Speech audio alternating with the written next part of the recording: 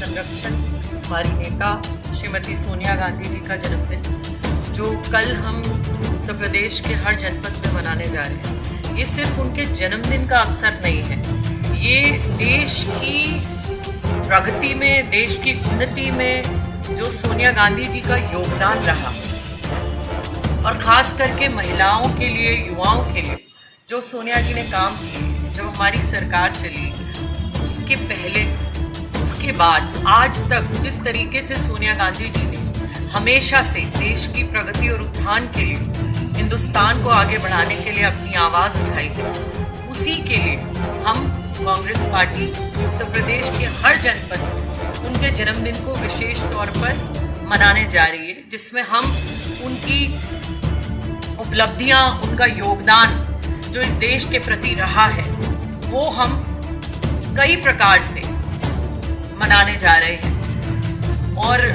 इसीलिए ये प्रेस वार्ता का मुख्य कारण रहा कि हम आपको सबको अवगत कराएं कि कल हम अपनी नेता का जन्मदिन मनाने जा रहे हैं। सोनिया जी एक वो शख्सियत है जिन्होंने इस देश के लिए एक प्रधानमंत्री की कुर्सी तक का बलिदान कर दिया। आपने देखा नहीं होगा, कुर्सी की तो लड़ाई बहुत बुरी है हिंदुस्तान की, जहाँ कोई कुर्सी छोड़ना नहीं चाहता, लेकिन सोनिया जी एक ऐसी नेता है, एक ऐसी हमारी बीच में शख्सियत है जिन्होंने उस प्रधानमंत्री की कुर्सी को त्यागना जरूरी समझा और देश को आगे लाकर उन्होंने मनमोहन सिंह जी को प्रधानमंत्री बनाया, देश हित सोचते हुए।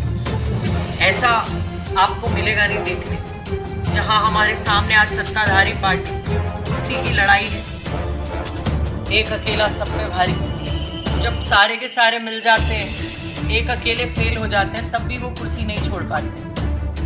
तो ये ऐसी एक हमारी नेता है जिन्होंने कुर्सी का भी त्याग किया। दूसरी बात अहम यह है कि जिस तरीके से महिलाओं के लिए वुमेन रिजर्वेशन बिल जो कांग्रेस पार्टी ने लाया, सोनिया जी ने उसको सहमति दी, यूपीए की चेयरपर्सन होने के नाते उसको आगे बढ़ाया और फिर उसको पास किया लोकसभा में, जहां हमारी गिनती हमारे टाइम में ज़्यादा थी। और आज भी ये सोनिया जी की ही पहल है कि इस तरीके की महिलाओं को आगे बढ़ाने के बिल इस देश में पास होने लगे। तो जब हमारी ऐसी नेता के बारे में हम बात करते हैं तो हमारा गर्व से सीना सबका चौड़ा हो जाता है। और क्योंकि कल उनके लिए खास दिन है और वो उनका खास दिन है, और उनके इस खास दिन को और खास बनाने के लिए हम ये कार्यक्रम पूरे उत्तर प्रदेश के हर जनपद में करने जा रहे हैं। यही आज की प्रेस वार्ता का मुख्य विषय।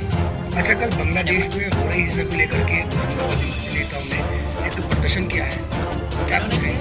हिंदूवादी नेताओं ने प्रदर्शन किया है, उसमें काफी मंत्री और सांसद मौजूद हैं, क्या कुछ है? देखिए, हिंदुस्तान की बात करते नहीं है, बांग्लादेश की बात करते हैं। हिंदुस्तान में तो बटोगे और कटोगे जैसे नारे देते हैं, हिंदुस्तान की आवाम को डराते हैं। ये डरा रहे हैं भारतीय जनता पार्टी वाले कि या तो हमारे साथ आ जाओ, नहीं तो काट देंगे। काटने वाला कोई और नहीं है, भारतीय जनता पार्टी। भारतीय जनता पार्टी के लोगों को, आपको हिंदुस्तान हमेशा से विभिन्नता में एकता का प्रतीक रहा है। यहाँ हर जाति, हर धर्म के लोग बड़े प्यार से रहते हैं। अब यह एक ऐसी पार्टी आ गई, हिंदुओं का मुगलों के शासन में तो कुछ बिगड़ा नहीं, आज़ादी से पहले कुछ अंग्रेजों के शासन में नहीं बिगड़ा।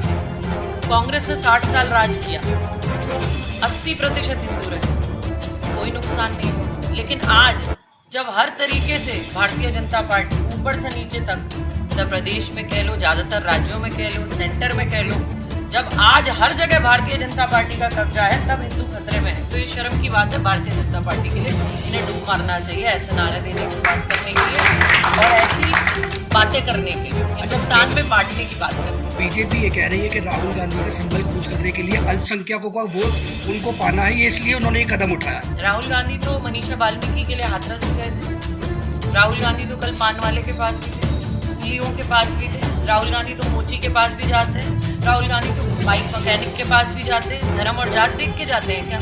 राहुल गांधी हर उस वर्ग के पास जाते हैं जो दबा है, कुचला है, जो परेशान है, जो आर्थिक रूप उसे आज बर्बाद किया जा रहा है।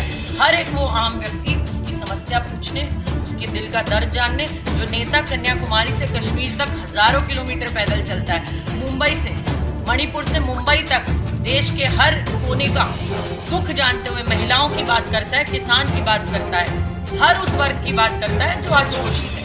उस नेता के बारे में तो इनकी औकात नहीं है उस नेता के बारे में बात करें। बीजेपी का ये भी कहना है कि राहुल कांग्रेस ने जो याचिका डाली है सुप्रीम कोर्ट में धर्मस्थलों के लिए, ये सब एक ड्रामा है। देखिए, धर्मस्थल तो भारतीय जनता पार्टी ने, अगर इन्होंने 1991 का वर्षिप एक्ट वाला पढ़ा होगा तो उसमें ये लिखा था, और हमारा छोड़ दीजिए, चलिए हमारा छोड़ दीजिए, हम क्या कहते हैं, मोहन भागवत आरएसएस प्रमुख, उनको तो भारतीय जनता पार्टी मानती है, उनको भारतीय जनता पार्टी मानती है, और चाहे दिखावे के लिए मोहन भागवत जी ने कहा, पर उन्होंने ये कहा कि जो इतिहास वो है जो ना आज के हिंदू ने बनाया और ना आज के मुसलमान ने बनाया, तो हर मस्जिद में शिवालय क्यों ढूंढना? हमें अब कोई आंदोलन करना नहीं, ये हमारा बयान नहीं है, ये दिखावे के लिए ही मोहन भागवत जी ने कहा। 2022 में उन्होंने ये बयान दिया, तो ये पार्टी उन्हीं से कुछ सीख ले, उन्हीं के तो संरक्षण में चलती है, उनसे कुछ सीख ले। अरे जो स्थिति जैसी है उसे रखिए, क्यों आप रोज लड़ाई का नया कारण लाते हैं? क्योंकि आपकी राजनीति बिना धर्म और जात के अफीम चटाए बिना नहीं चलती, सिर्फ यही एक कारण है। संभल में हुई हिंसा 5 लोग मरे हैं, इस पे क्या कुछ कहेंगे? देखिए, इसकी कड़ी जांच होनी चाहिए। मामला पुलिस वर्सेस पब्लिक था, तो पुलिस अपने खिलाफ तो मामला दर्ज करेगी नहीं। नकाबपोश आए, कौन थे, कहां से आए, एक ही धर्म एक ही जात का नाम लेते रहे वो लोग। ताज़ा और वीडियो अपडेट के लिए हमारे साथ बने रहिए। फेस टू न्यूज़ को सब्सक्राइब कीजिए, बेल आइकन दबाइए, जिससे आपको ताज़ा अपडेट मिलती रहे।